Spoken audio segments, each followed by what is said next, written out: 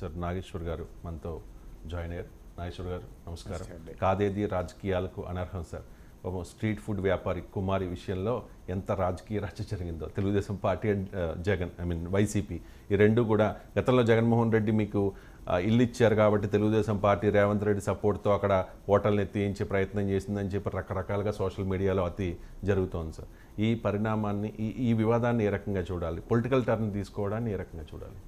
ఆమెకే నష్టం చేస్తున్నారు.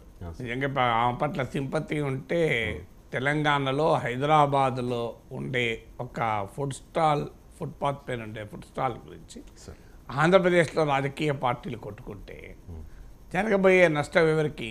అనవసరపు నష్టం కదా ఒక. సో అందులో ప్రతిదాన్ని రాజకీయం చేయాల్సిన అవసరం లేదు. ఇప్పుడు ఎవరైనా పాపులారిటీ వచ్చారనుకోండి, పార్టీలు ఏం చేస్తాయి, వాళ్ళంతకుముందు ఎప్పుడో ఏదో అన్నది మాకే అనుకూలం అని లేకుండా ఇప్పుడు ఆ కుమారి ఆంటీ పాపులర్ అయ్యే వరకు ఇప్పుడు ఆమెను కూడా రాజకీయ ప్రచారానికి వాడుకోవాలి, మా పార్టీకి చెందిన వాళ్ళే ఆమె అని. సో ఈ ప్రాసెస్లో రేవంత్ రెడ్డికి టీడీపీకి సంబంధం ఉంది అన్నది ఒక క్యాంపెయిన్ చేయాలి. సో ఈ రాజకీయాల గోల తప్ప అసలు హాకర్స్ ఏంటి, స్ట్రీట్ వెండర్స్ ఏంటి, వాళ్ళ సమస్యలు ఏంటి, వాళ్ళ వల్ల ప్రజలకు వస్తున్న సమస్యలు ఏంటి, వీటి పట్ల ఏ పాలసీ అనుసరించాలి, ఇది కదా రాజకీయ పార్టీలు నడపాల్సిన పొలిటికల్ డిస్కోర్స్. సో అది వదిలేసి ఎప్పుడు ఆమె జగన్ అని ఇల్లు ఇచ్చిందని అన్నదా, లేదా ఆమెను చంద్రబాబు నాయుడు దిగి రేవంత్ రెడ్డి చెప్పి తొలగిస్తాడా, జగన్ అన్నకి ఇల్లు ఇచ్చిన వాళ్ళందరినీ టీడీపీలు తొలగిస్తూ పోతుంటారా?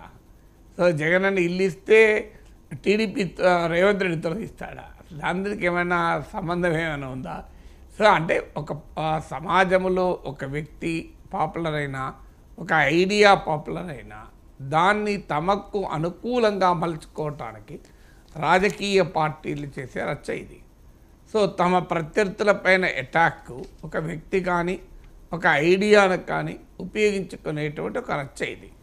సో ఇందులో వ్యక్తులు కావచ్చు, ఐడియాస్ కావచ్చు, సింబల్స్ కావచ్చు, ఐడెంటిటీస్ కావచ్చు, ఏవి మీరు మొదట్లో అన్నట్లు కాదేది రాజకీయానికి అనర్హం అన్నట్లు, అది భావోద్వేగం కావచ్చు, అది సెంటిమెంట్ కావచ్చు, అది అన్నిటినీ వాడుకుంటూ ఉంటారు రాజకీయాల్లో. ఇప్పుడు ఒక్క కుమారి అంటే ఏంది, షర్మిల జుట్టు అదే జరుగుతుంది కదా. షర్మిలను చంద్రబాబు నాయుడు కుట్రతోనే జగన్ నా పైకి పంపిస్తున్నారని జగన్ అంటాడు. చెల్లికి కూడా న్యాయం చేయలేనోడు సమాజానికి న్యాయం చేస్తాడని టీడీపీ అంటుంది. అందువల్ల ఇలా ఒక వ్యక్తి, ఒక ఐడియా, ఒక సెంటిమెంటు, ఒక భావోద్వేగము, ఒక అంశము ఏదైనా పొలిటికల్ కంటెస్టేషన్కు ఆయుధాలుగా రాజకీయ పార్టీలు వాడుతున్నాయి.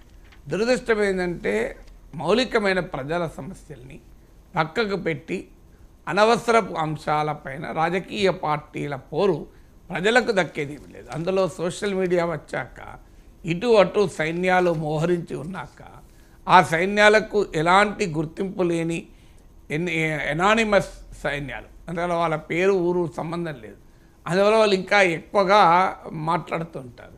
దాంతోపాటు ఒక మూక సంస్కృతి, అంటే ఒక గ్రూప్ మూక ఒక సమూహ స్వభావం అది. అంటే మనం ఇండివిజువల్గా ఉన్నప్పుడు ఒక రకంగా బిహేవ్ చేస్తాం, ఒక గుంపులో ఉన్నప్పుడు ఇంకో రకంగా బిహేవ్ చేస్తారు. That is human psychology.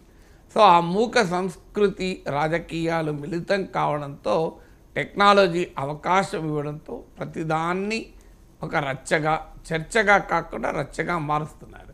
So అందువల్ల కుమారి ఎపిసోడ్ కూడా ఆమెనే కాదు, ఆ ప్లేస్లో ఏది ఉన్నా అది చర్చ కాకుండా రచ్చ చేయడం అనేది రాజకీయ పార్టీల సహజ స్వభావంగా మారిపోయింది. Right sir. హైదరాబాద్లో కొన్ని వేల కుటుంబాలు ఇలా